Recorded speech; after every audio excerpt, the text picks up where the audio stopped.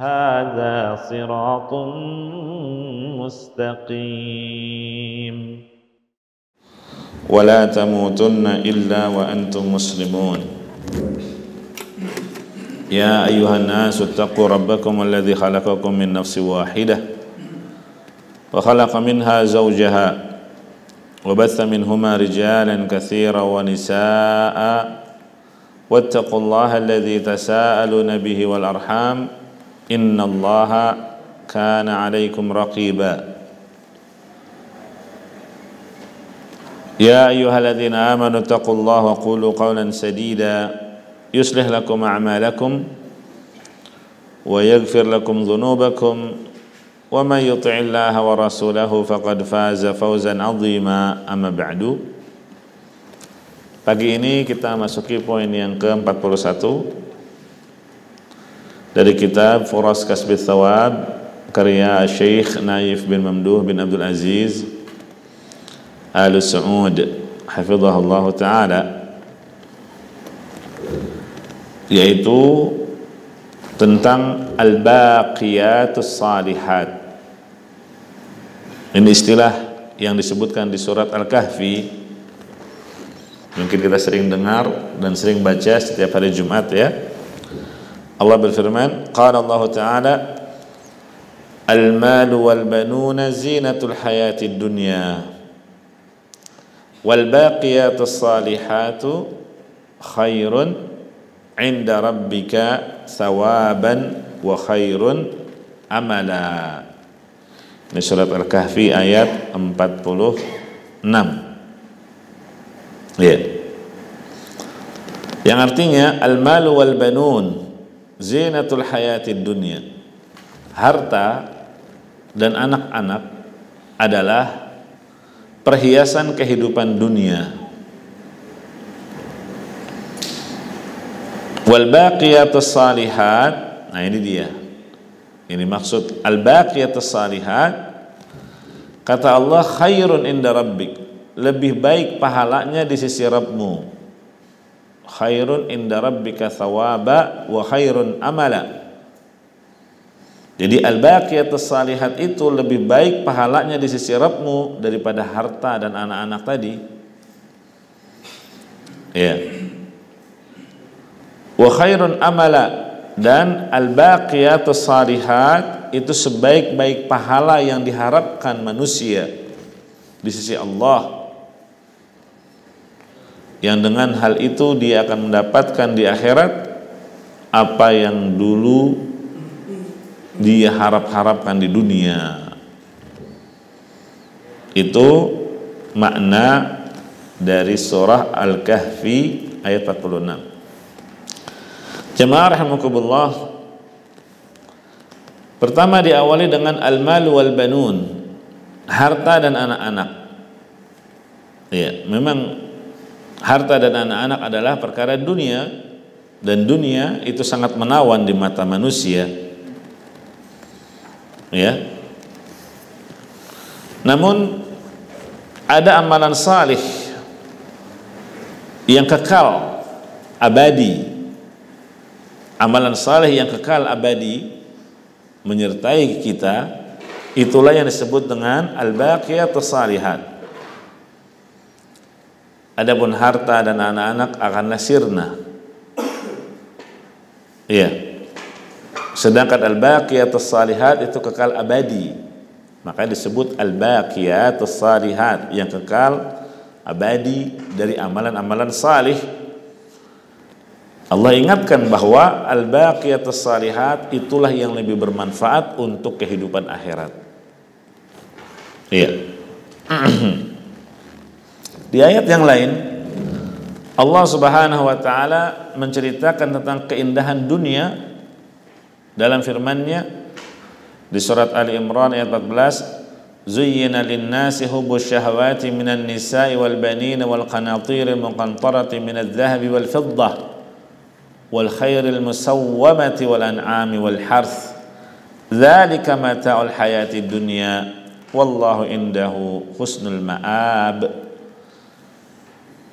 Dijadikan indah pada pandangan manusia kecintaan kepada apa-apa yang diingininya, yaitu wanita, anak-anak, harta yang banyak dari jenis emas, perak, kendaraan pilihan, binatang-binatang ternak, dan sawah ladang. Itulah kesenangan hidup di dunia. Tapi apa di akhir ayat? Wallahu indahu husnul ma'ab, dan di sisi Allah lah tempat kembali yang baik, yakni surga. Di sisi Allah ada surga. Maksudnya apa? Ya, sifat di dunia atau sifat dunia yang disebutkan dalam ayat ini lebih jelas lagi kalau di ayat yang lain, di surat Al-Hadid ayat 20. Allah berfirman, "I'lamu annamal hayatud dunya la'ibu wa lahun wa zinatun wa tafakhurun bainakum wa takathurun fil amwali wal aulad kamathali ghaythin a'jabal kuffara nabatuhu thumma yahiju fatarahu musfarra thumma yakunu hutama wa fil akhirati 'adzabun syadidun wa maghfiratun minallahi wa ridwan wa mal hayatud dunya illa mata'ul ghurur." Ketahuilah bahwa sesungguhnya kehidupan dunia ini hanyalah permainan dan satu yang melalaikan, perhiasan dan bermegah-megah antara kalian, berbangga-bangga tentang banyaknya harta dan anak keturunan, seperti hujan yang tanaman atau tanam-tanaman yang mengagumkan para petani, tapi kemudian tanaman itu menjadi kering dan kamu lihat warnanya menguning, kemudian hancur. Dan di akhirat nanti ada azab yang keras dan ada ampunan dari Allah serta keridhaannya. Wa mal hayatud dunya illa mata'ul ghurur, dan kehidupan dunia ini tidak lain hanyalah kesenangan yang menipu. Ya, itu beberapa ayat menjelaskan tentang sifat dunia. Ada 8 di surat Al-Hadid tadi ya. Sifat dunia yang pertama, dunia itu la'ibun. Apa itu la'ib? Dunia hanyalah permainan. Maksudnya hanya mendatangkan keletihan di badan. Ya. Walahun, dunia itu membuat hati menjadi lalai dari tujuan penciptaan kita di dunia, yaitu ibadah. Wazinatun, dunia itu adalah perhiasan. Jadi nikmat dunia hanya digunakan berhias saja, berhias diri. Kemudian saling berbangga dengan kesenangan. Kemudian saling berlomba dalam memperbanyak harta dan anak keturunan. Kemudian juga disebutkan di surat ini, dunia itu benar-benar membuat orang itu takjub, seperti tanam-tanaman yang membuat para petani takjub, mengagumkan. Lalu Allah ingatkan dunia itu fana dan tidak kekal. Inilah sifat dunia yang Allah Subhanahu wa taala ingatkan, yang kemudian ditutup wal baqiyatus salihat, ya, ada hal yang lebih bermanfaat daripada fokus hanya kepada dunia, yaitu ada al baqiyatus salihat. Inilah yang lebih baik di sisi Allah, dan inilah yang akan menjadi harapan orang-orang yang beriman di akhirat kelak. Jadi di akhirat kita akan mempunyai harapan yang tinggi, ya, harapan kalau seandainya aku memiliki amalan ini dan amalan itu. Karena begitu dia melihat ganjaran yang Allah berikan kepada mereka yang membawa al-baqiyatus salihat, lebih besar daripada mereka yang datang membawa dunia yang mereka diberikan oleh Allah. Ya, sedikit yang bisa mereka ambil dari manfaat duniawi yang telah Allah berikan itu, ketimbang al-baqiyatus salihat yang telah mereka kerjakan. Nah, Jemaah rahimani wa rahimakumullah, apa yang dimaksud dengan al-baqiyatus salihat yang ada di surat Al-Kahfi, yang Allah katakan wal baqiyatus salihatu khairun inda rabbika thawaban wa khairun amala. Al-baqiyatus salihat ini ada beberapa penafsiran, ya. Kalau menurut Ibnu Abbas dan Sa'id bin Jubair, yang dimaksud al-baqiyatus salihat adalah salat 5 waktu. Ya, jadi salat benar-benar manfaat yang akan disimpan di akhirat, yang akan menguntungkan bagi yang mengerjakannya. Ya. Apalagi pelaksanaannya secara berjamaah. Ya. Rasulullah SAW itu orang yang sangat bersemangat dalam menghadiri sholat berjamaah, sampai dalam kondisi sakit sekalipun. Ya, ketika beliau bertanya kepada istrinya di waktu Isya, apakah sudah ditegakkan sholat? Belum. Mereka menunggu kehadiranmu. Maka Nabi SAW minta dibawakan air. Maka kemudian beliau mengusapkan untuk menyegarkan badan. Kemudian beliau berdiri, tapi ternyata nggak kuat, akhirnya pingsan. Ya, begitu sadarkan diri, beliau tanya lagi, apakah salat sudah ditegakkan? Belum ya Rasulullah, mereka menanti kehadiranmu. Maka Nabi SAW melakukan hal yang sama seperti awal dan lagi-lagi jatuh pingsan. Itu terjadi sampai 3 kali. Ini menunjukkan apa?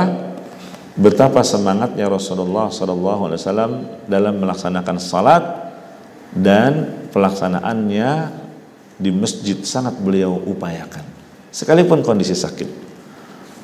Iya, padahal itu kan uzur pada asalnya. Namun dapat kita ambil faedah bahwa begitu besarnya semangat Nabi SAW dalam menghadiri salat berjamaah di masjid. Iya. Berbeda dengan sebagian orang zaman sekarang, ya, begitu menyepelekannya, menganggap hal yang biasa, ya, dan dianggap bukan suatu keharusan dan kewajiban. Nah, padahal kata Ibnu Abbas radhiyallahu anhuma, pelaksanaan salat 5 waktu itu termasuk yang dimaksud dari ayat al-baqiyatus salihat yang ada di surat Al-Kahfi tadi. Sedangkan penafsiran yang lain, yaitu Atha bin Abi Rabah, Sa'id bin Jubair, ya, menafsirkan bahwa al-baqiyatus salihat adalah kalimat zikir dengan redaksi subhanallah walhamdulillah wa la ilaha illallah wallahu akbar. Kalau Utsman bin Affan ketika ditanya apa yang dimaksud dengan al-baqiyatus salihat yang ada di surat Al-Kahfi, beliau menjawab, yaitu ucapan la ilaha illallah wa subhanallah walhamdulillah wallahu akbar wa la hawla wa la quwwata illa billah. Iya. Jadi kesimpulannya apa? Al-baqiyatus salihat adalah kalimat thayyibah, yaitu tasbih, tahmid, tahlil, takbir, dan hauqalah.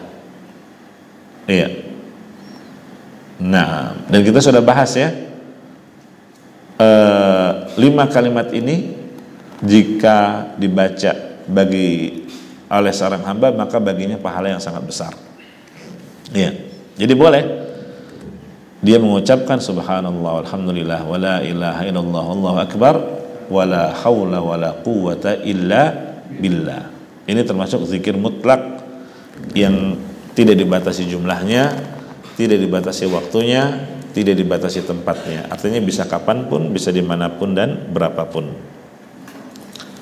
Kemudian ditafsirkan juga al-baqiyatus salihat adalah mencakup semua bentuk zikir. Ya. Hunna al-kalamut thayyib. Jadi al-baqiyatus salihat adalah tidak sebatas 5 tadi. Semua macam zikir itu termasuk al-baqiyatus salihat. Kemudian Abdurrahman bin Zaid bin Aslam menafsirkan hiya al-a'mal as-salihatu kulluha. Al-baqiyatus salihat adalah amalan-amalan salih secara umum.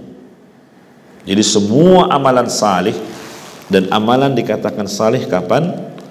Ketika dia kerjakan ikhlas karena Allah, jauh dari kesyirikan, baik syirik kecil apalagi syirik besar, dan amalan itu ada tuntunannya dari Rasulullah sallallahu alaihi wasallam. Nah, itu menurut Abdurrahman bin Zaid bin Aslam. Nah, ada juga yang menafsirkan kullu amalin salihin min qaulin aw fi'lin yabqa lil akhirah. Al-baqiyatus salihat adalah setiap amalan salih dan setiap ucapan dan perbuatan yang akan terus kekal bersamanya hingga di akhirat. Gitu. Nah, itu beberapa penafsiran al-baqiyatus salihat. Jadi kata Syekh Abdurrahman bin Nasir As-Sa'di rahimahullah, al-baqiyatus salihat adalah setiap bentuk ketaatan. Jadi semua bentuk ketaatan itu al-baqiyatus salihat. Apakah yang hukumnya wajib maupun yang sunnah?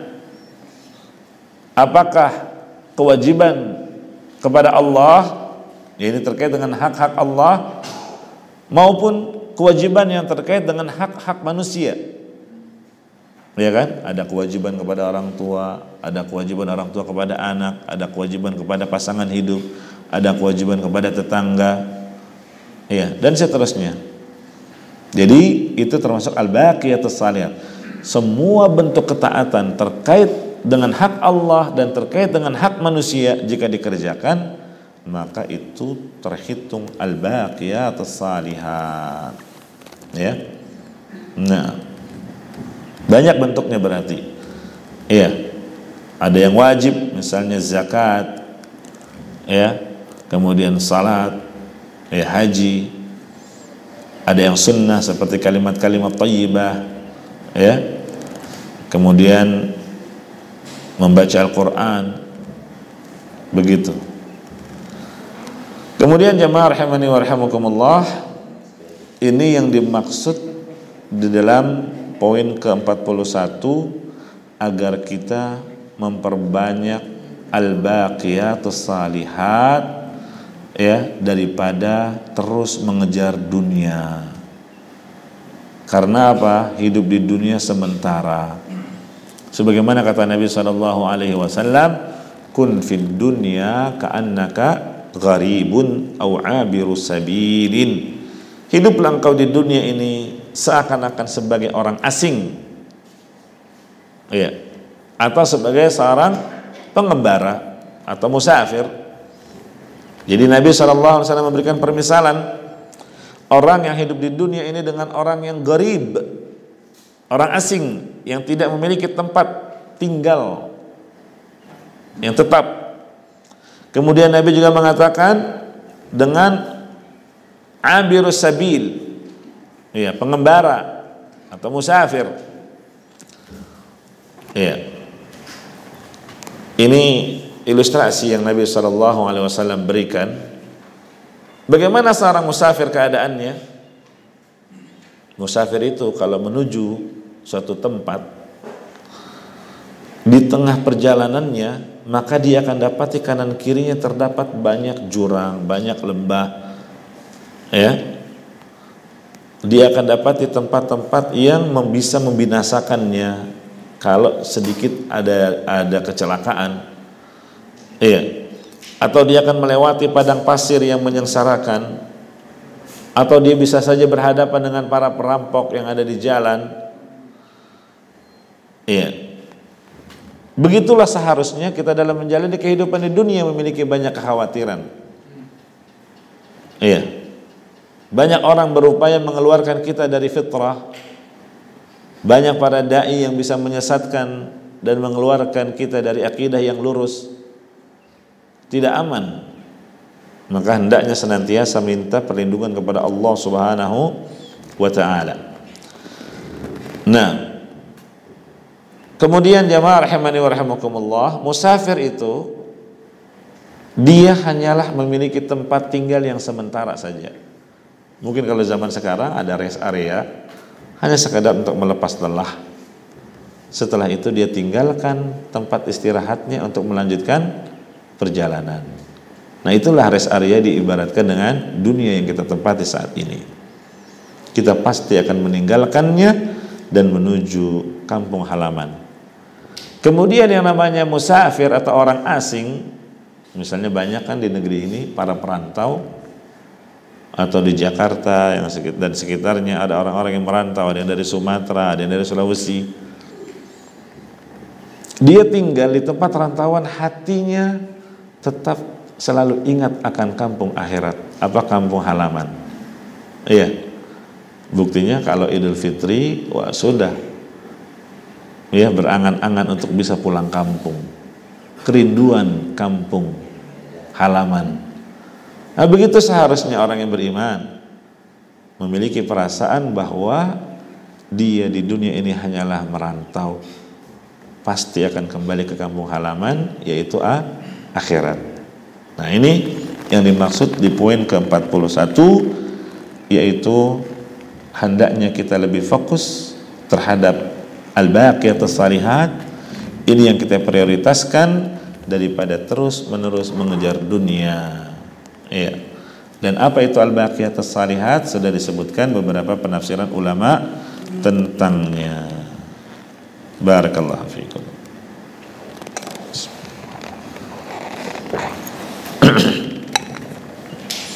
Selanjutnya poin ke-42, fi fadli qiraatil Qur'anil Karim wa tilawatihi, tentang keutamaan membaca Al-Qur'anul Karim dan mentadaburinya. Ya. Al-Quran itu ucapannya Allah, firmannya Allah. Membaca Al-Quran itu merupakan zikir yang paling afdal, zikir yang paling utama. Makanya walaupun Al-Quran dan hadis kedua-duanya sama-sama wahyu dari Allah, akan tetapi Allah Subhanahu wa ta'ala memberikan pahala yang khusus ya kepada orang yang membaca Al-Quran. Tidak sama besarnya pahala dengan orang yang membaca hadis, sekalipun itu hadis qudsi. Ya, dari sisi pahala tidaklah sama. Kalau membaca Al-Quran itu pahalanya per huruf. Alif lam mim itu bukan satu huruf tapi 3. Jadi 3 pahala dikali 10, 30, bahkan bisa lebih dari itu, sesuai dengan yang Allah kehendaki dari melipat gandakannya. Itu membaca Al-Quran pahalanya per huruf. Sedangkan membaca hadis tidak per huruf. Ada pahala namun tidak dipastikan pahalanya juga per huruf. Iya. Kemudian jemaah rahimani wa rahimakumullah, membaca Al-Quran disyaratkan harus dalam keadaan apa? Suci dari hadas. Sedangkan membaca hadis tidak dipersyaratkan demikian. Iya. Bahkan kalau ada 2 kitab, Al-Quran dan hadis qudsi, tetap meletakkannya Al-Quranlah yang lebih tinggi daripada hadis qudsi itu. Jadi kalau kita menumpuk buku, di situ ada buku fikih, ada buku akidah, ada buku manhaj, ada buku adab, ada buku hadis, walaupun itu hadis qudsi, dan ada buku tentang tafsir Al-Quran, tetap termasuk etika terhadap Al-Quran adalah meletakkan kitab tafsir yang paling tinggi. Iya. Ini sebagai bentuk pemuliaan terhadap Al-Quran. Walaupun itu tafsirnya, Lantas bagaimana lagi dengan mushaf Al-Qur'annya? Ya. Maka bukan termasuk etika, adab ketika seseorang misalnya meletakkan handphone di atas Al-Qur'an atau meletakkan sesuatu yang lain di atas Al-Qur'an. Iya, tidak beradab terhadap Al-Qur'an ketika seseorang meletakkan sesuatu di atasnya. Tidak ada yang layak untuk diletakkan di atas Al-Qur'an kecuali Al-Qur'an juga yang semisal. Ya, jadi kalau mau menumpuk Al-Qur'an itu dibolehkan ditumpuk. Ya, tapi kalau tumpukannya dengan yang lainnya, maka jadikan Al-Qur'an yang paling tinggi. Jangan di bawah, jangan di tengah ataupun di bawahnya setelah itu. Jelas? Ini sebagai bentuk apa? Pemuliaan terhadap Allah. Karena Al-Qur'an itu kalamullah. Jelas? Nah. Kemudian jamaah rahimani wa rahimakumullah, ada beberapa hadis yang dibawakan oleh penulis di sini. Yang pertama, Iqra'ul Qur'ana fa innahu ya'ti yaumal qiyamati syafi'an li ashabihi. Bacalah Al-Qur'an karena dia akan datang pada hari kiamat sebagai pemberi syafaat kepada siapa? Para pembacanya. Apa sih syafaat itu? Syafaat itu pertolongan pihak ketiga. Pihak pertamanya siapa? Allah Subhanahu wa taala selaku hakim, raja. Pihak keduanya kita selaku hamba. Iya. Nah, Al-Qur'an ini pihak ketiga yang akan membantu, yang bisa menyelamatkan, ya, menolong. Misalnya kalau ditetapkan orang ini harusnya disiksa di neraka, Al-Qur'an datang mengatakan, ya Rabb, jangan kau azab dia. Karena apa? Dia di dunia gemar membaca aku. Begitu. Jadi jamaah rahimakumullah, kita itu di akhirat sangat membutuhkan syafaat. Ya. Sangat membutuhkan syafaat. Kenapa? Karena di akhirat kita akan mendapati hal-hal yang sangat menyulitkan kita. Matahari didekatkan kepada manusia sejauh 1 mil, sehingga ada yang tenggelam dengan keringatnya. Manusia ada yang diseret dan berjalan dengan wajahnya. Belum lagi kejadian di padang mahsyar yang sangat lama waktunya. 1 hari di akhirat sama dengan 1000 tahun di dunia. Iya. Ini disebutkan dalam hadis Nabi sallallahu alaihi wasallam, keadaan yang mengerikan di mahsyar. Innakum tusyaruna rijalan wa rukbanan wa tujarruna ala wujuhikum. Sungguh kalian akan dikumpulkan di padang mahsyar. Ada yang dalam keadaan berjalan, ada yang dalam keadaan diseret, ya. Ada juga yang berkendaraan. Jadi keadaan yang sangat mengerikan inilah membutuhkan kita syafaat. Iya. Nah, termasuk yang bisa memberikan syafaat adalah dari amalan kita baca Al-Qur'an. Itu yang dimaksud. Jadi jangan mengharapkan dapat syafaat dari Al-Qur'an kalau Anda malas membacanya. Ya, malas membacanya. Jadi siapa yang ingin meraih syafaat dari Al-Qur'an, perbanyaklah membaca Al-Qur'an di dunia ini. Kemudian disebutkan hadis yang kedua dari Abdullah bin Amr bin Al-As radhiyallahu anhuma secara marfu, yuqalu li sahibil Qur'an iqra wartaqi warattil kama kunta turattilu fid dunya fa inna manzilataka 'inda akhir ayatin kunta taqra'uha. Nanti dikatakan kepada para pembaca Al-Qur'an dan para penghafalnya, iya, bacalah dan naiklah serta tartilkanlah sebagaimana engkau di dunia mentartilkannya. Fa inna manzilataka inda akhiri ayatin kunta taqra'uha, karena kedudukanmu di akhirat adalah pada akhir ayat yang engkau baca. Iya. Jadi jumlah ayat Al-Qur'an yang kita baca, yang kita hafal, itu menentukan ukuran tangga surganya dia. Iya. Kalau kita menghafal Al-Quran hanya sedikit, membaca Al-Quran hanya sedikit, maka menunjukkan tingkatan tangga di surga itulah kita akan tinggal padanya. Ini dalil bahwa surga itu bertingkat-tingkat ya, bertingkat-tingkat. Sebagaimana neraka juga bertingkat-tingkat. Mana dalilnya neraka bertingkat-tingkat? Allah Subhanahu wa taala yang menyebutkan innal munafiqina fid darkil asfali minan nar. Sesungguhnya orang-orang munafik itu berada di tingkatan paling bawah dari neraka. Kalau dikatakan tingkatan yang paling bawah, ya berarti ada tingkatan di atasnya. Iya. Dan juga hadis tentang Abu Talib yang kata Nabi SAW, dia diangkat di tingkatan yang paling tinggi dari neraka. Ya tentu yang paling ringan ya. Kalau neraka paling bawah makin mengerikan, makin panas. Nah Abu Talib itu diringankan. Nah ini menunjukkan juga apa? Neraka pun bertingkat-tingkat. Maka sebagaimana neraka bertingkat-tingkat, surga pun bertingkat-tingkat. Berarti berapa tingkatan surga? Ya kita lihat jumlah ayat Al-Quran ada berapa? 6.000 lebih kan? 6.000 lebih.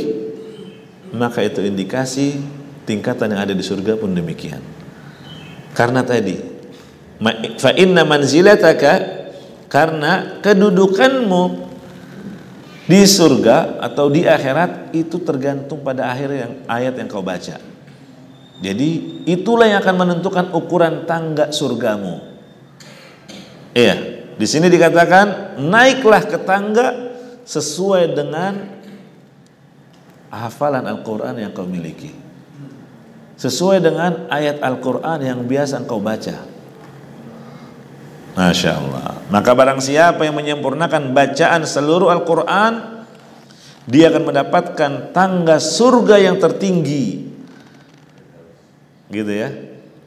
Masya Allah. Nikmatnya menjadi penghafal Quran 30 juz, memiliki peluang yang tinggi di surga nanti. Dan siapa yang membaca 1 juz darinya, maka akan naik ke tangga sesuai ukurannya tersebut. Ya.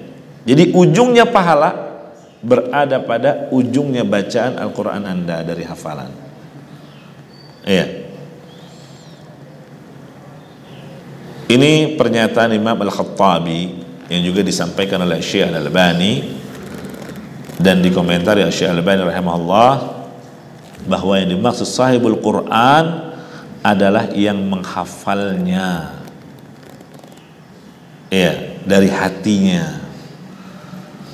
Sebagaimana disebutkan dalam hadis, ya ummul qaum aqra'uhum li kitabillah, yang paling berhak menjadi imam adalah yang paling banyak hafalannya dari Al-Quran. Jadi kedudukan yang bertingkat-tingkat di surga nanti tergantung dari banyaknya hafalan seseorang di dunia ini, bukan tergantung pada banyaknya bacaan saja. Kalau sekedar banyaknya bacaan, sering kita dengar orang-orang apalagi di malam-malam bulan Ramadan tadarusan ya, pakai speaker lagi, kadang bacaannya juga salah-salah tajwidnya, kadang hanya baca begitu mengalir saja tanpa ada tadabbur. Bukan itu yang diinginkan. Ya. Jelas? Nah, inilah keutamaan yang sangat nampak jelas bagi orang yang menghafal Al-Quran.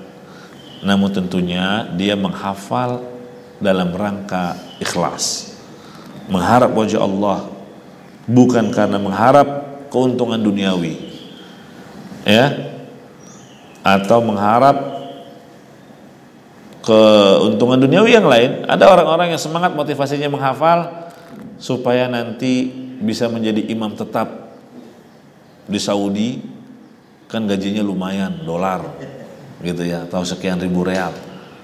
Ada orang-orang yang termotivasinya demikian. Ya mungkin motivasi di awal semoga, ya, karena kondisi ekonomi atau karena hal lainnya, dan yang jelas karena kejahilannya. Tapi pada akhirnya setelah dia menghafal Al-Quran dan mentadaburinya, mempelajarinya, dia akan mengerti akan wajibnya ikhlas dalam menghafal. Iya. Tapi bagi mereka yang sudah menghafal Al-Quran tetap tujuannya adalah untuk duniawi, maka dia tidak mendapatkan keuntungan dari apa yang dihafal tadi. Diingatkan oleh Nabi SAW, aktsaru munafiqi ummati qurra'uha.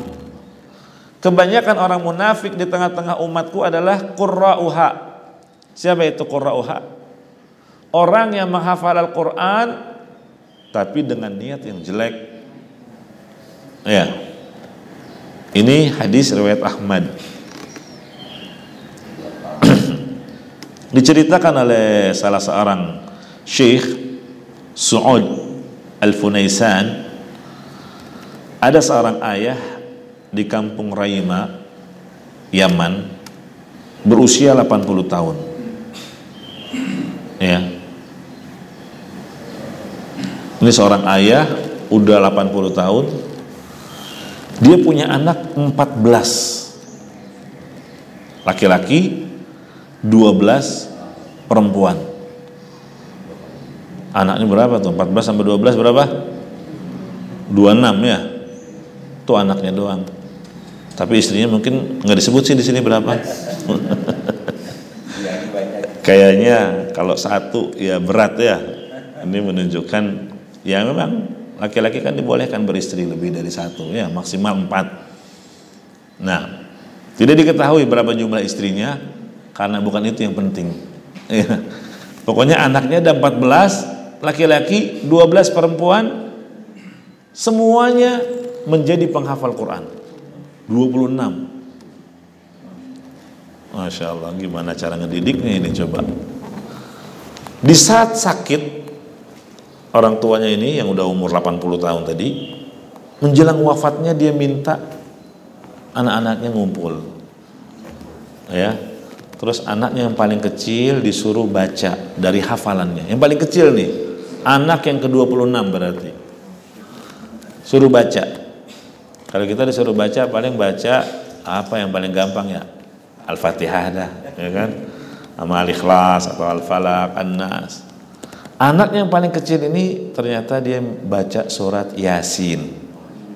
Surat Yasin. Ini bukan karena dia biasa yasinan malam Jumat ya. Ada orang-orang yang di negeri kita karena rutin ngikutin yasinan, dia hafal. Sampai saya punya tetangga, dia hafal surat Yasin, ternyata dia nggak bisa baca Quran.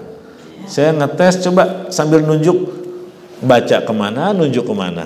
Ya, karena apa? Ya dia hanya sering ikut dengar baca. Ya. Nah, anak yang paling kecil ini disuruh baca surat Yasin dengan hafalannya dari ayat pertama sampai ayat kedua, ketiga, sampai di ayat ke-26. Qila dukhulil jannah qala ya laita qaumi ya'lamun bima ghafara li rabbi waj'alani minal mukramin. Yang artinya apa? Qila dukhulil jannah, dikatakan kepadanya, masuklah kamu ke surga. Qal, dia berkata, ya laita qaumi ya'lamun, alangkah baiknya sekiranya kaumku mengetahui apa yang menyebabkan Tuhanku memberi ampunan kepadaku dan menjadikan aku termasuk orang-orang yang dimuliakan. Ayahnya berkata, hasbuk, cukup nak. Kemudian ayahnya membaca syahadat, asyhadu an la ilaha illallah. Kemudian kematian pun menjemputnya. Masya Allah. Iya, bisa begitu ya. Ya, dia sempat mengucapkan kalimat syahadat lalu meninggal dunia. Seperti itulah akhir dari kehidupan yang baik bagi orang tua yang berupaya mendidik anak-anaknya agar menjadi penghafal Al-Quran. Masya Allah. Semoga Allah memberikan karunia kepada kita juga anak-anak yang menjadi penghafal Al-Quran. Amin ya rabbal alamin. Kemudian jamaah rahimani wa rahimakumullah, hadis berikutnya tentang keutamaan yang akan diraih oleh orang yang menghafal Quran, oleh orang tuanya, ya, keluarganya. Kata Nabi SAW, man qara al-Quran, siapa yang menghafal Al-Quran, wa ta'allama wa 'amila bih. Dia menghafalnya, kemudian mempelajarinya, mempelajari kandungannya, mentadabburinya, dan mengamalkannya dalam kehidupan sehari-hari. Ulbisa walidah yaumal qiyamati tajan min nur. Allah akan memberikan mahkota kepada kedua orang tua dari anak ini. Jadi orang tuanya dikasih mahkota penghargaan yang cahayanya terangnya seperti matahari. Iya, itu dikasih mahkota. Wa yuksa walidahu khullataini. Tidak hanya itu, kedua orang tuanya akan diberi dua pakaian yang tidak bisa dinilai dengan dunia. Ya. Kemudian kedua orang tuanya bertanya, mengapa saya sampai diberi pakaian semacam ini? Dengan sebab apa saya memperoleh ini semua? Lalu dikatakan kepadanya, bi akhdhi waladikuma al-Qur'an. Disebabkan anakmu yang telah menghafal Al-Qur'an. Tuh, makanya semangat. Ia menjadikan anak-anak kita menjadi penghafal Al-Qur'an. Ya. Jangan pinternya ngafalin lagu-lagu doang. Ya, tapi ayat Al-Qur'an dia ngahafal. Na'udzubillah. Dalam riwayat yang lain disebutkan dari hadis Abu Hurairah radhiyallahu anhu, yaji'ul Qur'anu yaumal qiyamati karrajulis syahib. Yaqulu lis-sahibi hal ta'rifuni? Al-Qur'an akan datang pada hari kiamat seperti orang yang wajahnya cerah. Lalu bertanya kepada para penghafalnya, kamu kenal saya? Sayalah yang membuat kamu bergadang tidak tidur di malam hari. Nah ini, jadi kalau mau jadi penghafal Quran harus ada kesungguhan, mujahadah, ya, dan waktu menghafal yang paling bagus malam hari. Kalau sudah hafal nih, murojaahnya itu mengulang hafalannya di saat sholat tahajud. Ya, jadi kalau tahajud itu kesempatan untuk membaca ayat yang kita sudah hafal. Makanya disebut Al-Quran akan berkata, sayalah yang telah menghalangimu tidur malam. Karena saya kamu jadi begadang.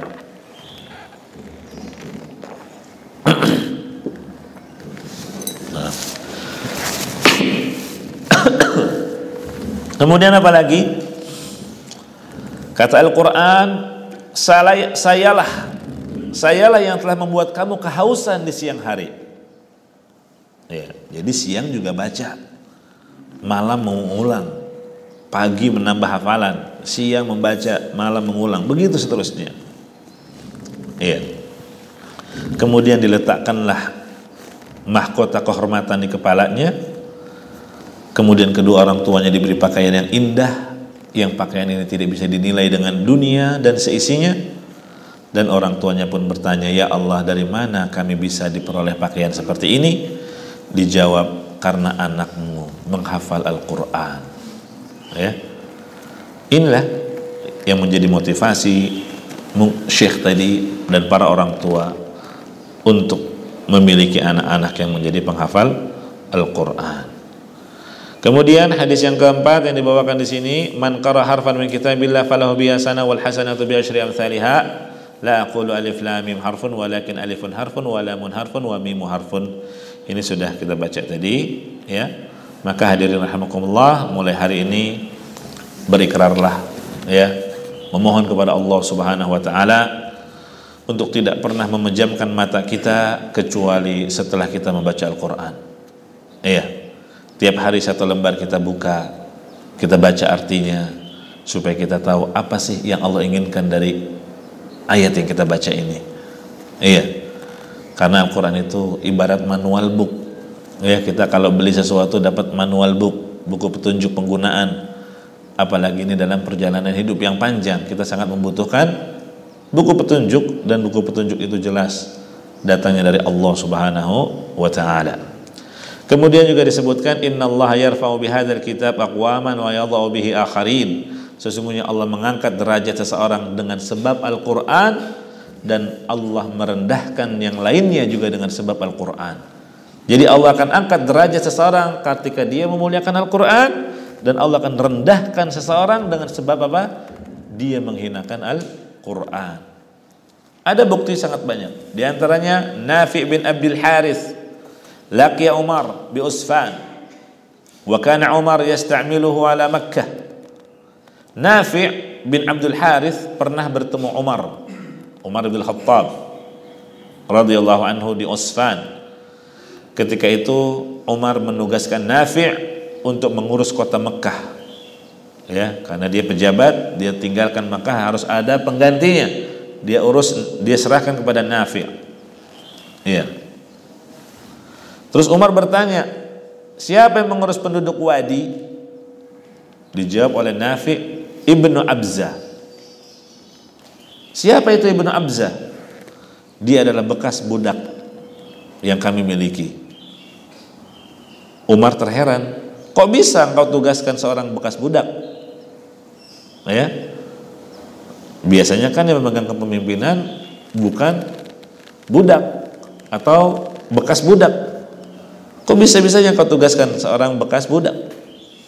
Apa kata Nafi'? Innahu qari'ul kitabillah. Karena dia adalah penghafal Al-Quran. Dia memahami ilmu faraid, alimun bil faraid. Setelah mendengar jawaban Nafi' seperti itu, Umar pun berkata, sungguh Nabi kalian telah bersabda, innallaha yarfa'u bihadzal kitab aqwaman wa yadha'u bihi akharin. Jadi Umar ingat kepada hadis tadi, bahwa Allah akan mengangkat derajat seseorang dengan sebab Al-Quran. Ini bekas budak diangkat derajatnya menjadi seorang pemimpin. Karena apa tadi jawabannya? Dia menghafal Al-Quran dan dia mengilmui tentang faraid, ilmu waris. Ya, nah, ini bukti ya dari sejarah yang ada. Jadi silahkan Anda buktikan kalau ingin menjadi hamba yang mulia, walaupun miskin, walaupun cacat, lemah, pasti akan dimuliakan oleh Allah manakala Anda memuliakan Al-Quran. Dan kalau kita lihat kondisi manusia terkait hubungannya dengan Al-Quran, ada 5 golongan. Golongan yang pertama yang bersungguh-sungguh membacanya, menghafalnya, mengamalkannya, mentadabburinya dan mengamalkannya, maka mereka lah yang akan memperoleh keutamaan yang besar di dunia dan di akhirat. Yang kedua, kebalikan dari yang pertama. Siapa mereka? Yaitu orang yang berpaling dari Al-Quran, tidak mau membacanya, tidak juga menghafalnya. Ya, bagaimana dia bisa mengambil pelajaran darinya? Inilah yang terkena ancaman yang keras nantinya. Di dunia hidupnya penuh dengan kesempitan, dikubur, dihimpit, tulang belulangnya saling berhimpitan, dan dibangkitkan dalam keadaan matanya buta. Ya, na'udzubillah. Ini golongan yang kedua. Golongan yang ketiga, dia bisa membaca Al-Quran, pandai membacanya, tapi malas. Iya, malas baca. Mereka adalah orang-orang yang merugi. Ya. Yang keempat, dia bisa membaca Al-Quran, pandai membaca Al-Quran, tapi tidak mau mempelajari tafsirnya, tidak mengerti kandungan dari ayat-ayat Al-Quran yang dia baca. Dan yang kelima, orang yang bisa baca Al-Quran, mahir membacanya, tapi dia tidaklah membacanya kecuali karena keuntungan duniawi. Ya, misalnya karena ingin meraih keuntungan duniawi, atau dia membacanya pada acara-acara yang menyelisih syariat. Nah, inilah 5 golongan kondisi manusia terkait dengan hubungannya dengan Al-Quran. Termasuk golongan manakah kita? Silahkan ukur diri Anda masing-masing. Yang kita berharap bisa menjadi golongan yang pertama, yaitu yang rajin membaca Al-Quran, rajin pula mentadabburi maknanya, mempelajari tafsirnya, untuk kemudian kita realisasikan dalam kehidupan sehari-hari. Sebagaimana Nabi SAW ditanya bagaimana akhlak beliau, apa kata Aisyah? Kana khuluquhul Quran. Akhlaknya adalah Al-Quran. Jadi Al-Quran itu menjelma dalam kehidupan sehari-hari. Artinya perbuatannya, akhlaknya, tingkah lakunya, tindak tanduknya, semuanya tidak keluar dari jalur ketentuan Al-Quran. Masya Allah. Ini yang dapat kita bahas pada kesempatan pagi hari ini. 2 poin, alhamdulillah. Jazakumullah khairan wa barakallahu fikum. Silakan kalau ada pertanyaan terkait materi atau yang lainnya, tafadhalu. Silakan. Waalaikumsalam warahmatullahi wabarakatuh. Terkait tadi yang sampaikan tentang keadaannya, keadaan itu. Gimana kalau orang baca Al-Quran itu dia motivasinya benar ya, artinya ingin mendapatkan syafaat dari bacaan dia ya, baik di dunia maupun di akhirat nanti gitu. Cuma ya dia hanya baca Quran saja, jadi dia tidak mentadabburi. Tapi niatnya memang dia ingin mendapatkan syafaat dari bacaan Quran dia gitu. Itu aja saja. Iya. Itu masuknya ke dalam golongan yang keempat. Dia hanya semangat membaca, tapi tidak semangat dalam mentadabburinya. Iya. Dia memperoleh keutamaan, tapi tidak sempurna, sesuai dengan kadarnya saja. Allah Subhanahu wa ta'ala mencela ahlul kitab, bahkan mereka disebut dengan ummiyun, orang yang buta huruf, ya, ummiyun, bukan karena mereka nggak bisa baca, tapi karena apa? Mereka tidak ada keinginan untuk mentadabburi maknanya. Wa minhum ummiyuna la ya'lamuna al-kitaba illa amaniya wa inhum illa yadhunnun. Tuh. Ini ahlul kitab dicela oleh Allah. Disebut ummiyun, orang-orang yang buta huruf.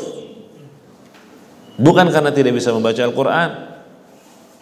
Mereka membacanya, tapi mereka tidak ada keinginan untuk mentadabburi maknanya. Ya, makanya dia tercela dari sisi itu.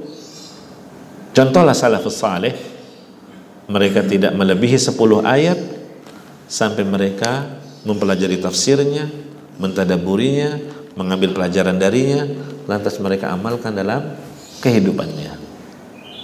Itulah contoh dari salafus saleh. Contohlah mereka. Demikian.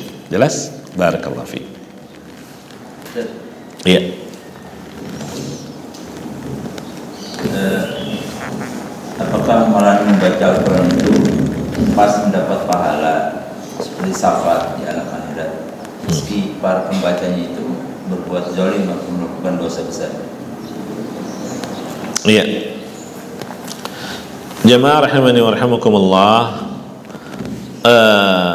orang yang membaca Al-Quran namun dia masih melakukan kezaliman dan dosa besar, ya, maka dia belum bisa mengambil manfaat dari apa yang dia baca. Itu disebabkan bisa karena dia tidak mengerti apa yang dia baca, bisa disebabkan karena hawa nafsu yang telah mendominasi sehingga mengalahkan apa yang telah dia ketahui. Kalau kezaliman dan dosa besar itu tidak tergolong kesyirikan dan kekufuran, maka di akhirat dia terancam siksa.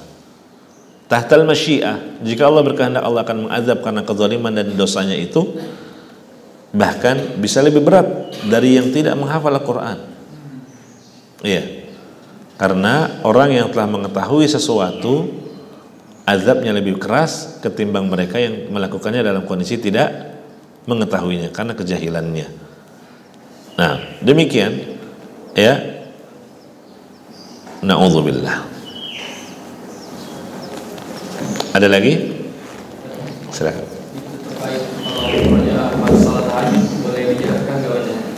Jahar. Salat malam itu jahar. Salat malam itu jahar. Yang sir itu salat siang, kecuali Jumat, kecuali Idul Fitri, Idul Adha. Salat malam jahar. Ya.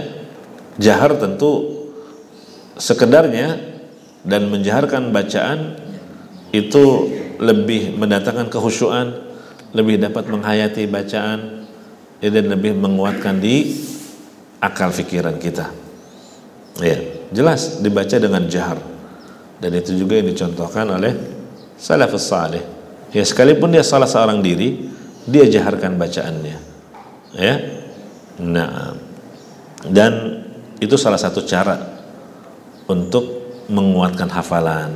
Ya, ini dibaca dalam salat tahajud kita atau dalam salat 5 waktu.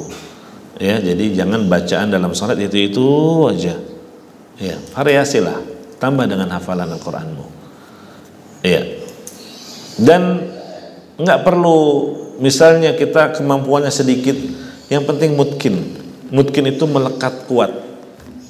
Caranya gimana? Terus sering diulang.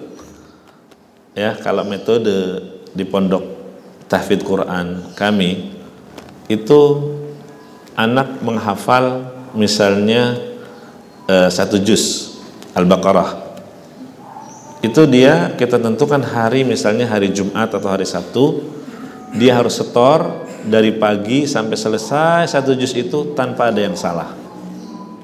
Iya. Kalau betul 1 juz itu tanpa ada yang salah, boleh dia meningkat ke juz berikutnya. Sudah 5 ayat tambah atau 10 ayat tambah, ya. Nanti ketika dia setorkan ke kita, bukan 5 ayat yang baru, dari awal lagi. Iya, dari ayat pertama sampai 10 ayat tambahan. Jadi setiap kali dia menyetorkan, dia harus mengulang dari awal, sehingga ayat yang di awal-awal itu yang makin sering dia ulang-ulang. Mungkin ilustrasinya seperti kita menyambung 2 hal, kita lakban, hanya tengahnya saja tebal, ini nggak kuat. Beda ketika kita menambalnya sedikit, terus dibalik lagi, gitu kan? Itu akan lebih kuat, tidak mudah lepas. Nah, itu ilustrasi dalam menghafal Al-Quran. Ya, sering dibaca. Sebetulnya menghafal Al-Quran itu pekerjaan yang mudah. Jadi menghafal jangan dengan kepala, jangan dengan otak dipikir. Baca aja, baca sampai lancar, sampai ngalir sendiri. Ya, contohnya tadi yang saya ceritakan, ada orang gara-gara rajin ikut yasinan, hafal surat Yasin. Iya, padahal ternyata dia nggak bisa baca sedikit-sedikit, nggak lancar banget katanya. Iya, tapi karena dia sering baca, mendengar, hafal dia. Ya, nah seperti itu metode menghafal. Jadi diulang bisa 10 kali, 20 kali satu ayat itu dengan sampai mengalir sendiri. Jelas ya? Nah, dan nanti ketika setorkan dari awal lagi sampai ayat yang baru dihafal. Ya, misalnya sudah 100 ayat, nambah 10 ayat, setornya jangan 10 ayat terakhir. Dari ayat 1 sampai ayat 110. Nambah 10 ayat lagi dari ayat 1 sampai 120. Begitu terus. Jadi kalau hafal 30 juz, itu kita ngetesnya dia lulus dengan menyetorkan 1 hari full dari ba'da subuh. Ya. Bahkan ada yang kita minta dari jam 3. Jadi jam 3 dia sudah bangun, dia setor dari ayat pertama terus sampai subuh istirahat, sholat, habis subuh sarapan sedikit, ya ringan, dia nyetor lagi. Ya, terus setor sampai duha mungkin dia lelah mau ke belakang, silahkan kita kasih waktu 1 jam maksimal. Terus dia setor lagi juz berikutnya sampai zuhur. Setelah zuhur istirahat, makan siang, lanjut lagi juz keberapa sampai asar. Jadi 1 hari full dia mengulang membaca tanpa 30 juz itu tanpa ada kesalahan. Atau kesalahan yang ringan dimaafkan. Tapi kalau kesalahannya berulang-ulang, dianggap dia belum lulus. Ya, itu yang berlaku di pesantren tahfidz Quran. Ya, maka tidak heran kalau kita dapati imam-imam Masjidil Haram, imam-imam Masjid Nabawi demikian kuat hafalan mereka, ya karena memang metodenya seperti itu. Ya, nah coba kalau Anda terapkan hal ini. Jadi jangan bangga punya anak sudah berapa juz, 5 juz, 10 juz. Kadang-kadang begitu kita tes nggak mungkin, cuma pernah hafal, cuma angka doang itu namanya. Itu menghafal angka, sudah pernah hafal. Ya, yang diingat yang terakhir yang dihafal. Karena apa? ketika dia setorkan bukan dari awal lagi. Ya, harusnya ketika dia setorkan dari awal sampai tambahan hafalan baru. Begitu seterusnya diulang-ulang dan butuh kesabaran. Butuh kesabaran bagi yang mengecek hafalannya dan bagi yang menghafalnya juga. Jadi kita yang mengecek hafalan juga harus sabar. Dan juga harus hafal Quran. Karena kalau nggak hafal Quran gimana? Kita yang pegel baca sendiri, ya kan? Boleh sebetulnya, boleh saja sambil melihat. Tapi ketika dia setor sepanjang itu, Anda yang kecapean matanya, ya. Tapi kalau kita hafal juga kan enak, tinggal dengerin aja, luruskan ada yang salah, iya, seperti itu. Tapi mungkin kalau antum belum sampai tingkatan menghafal Quran dan ingin melatih anak menghafal Quran, nggak apa-apa. Ya, anak nyetor dari hafalannya, antum sambil lihat mushaf Al-Quran. Ya, cuma resikonya tadi, ya butuh sabar dan mungkin mata antum sedikit capek karena harus ngeliatin terus gitu ya. Dan antum tetap dapat pahala membacanya insya Allah. Gitu ya. Semangat terus untuk menghafal Al-Quran. Jangan maunya nambah harta, nambah kekayaan, nambah kendaraan, nambah istri. Tapi hafalan nggak mau nambah-nambah. Ya, cukup ya sampai sini dulu. Barakallahu fikum wa jazakumullah khairan. Naktafi bihadzal qadar. Kita tutup. Subhanakallahumma wa bihamdika asyhadu an la ilaha illa anta astaghfiruka wa atubu ilaik. Wassalamualaikum warahmatullahi wabarakatuh.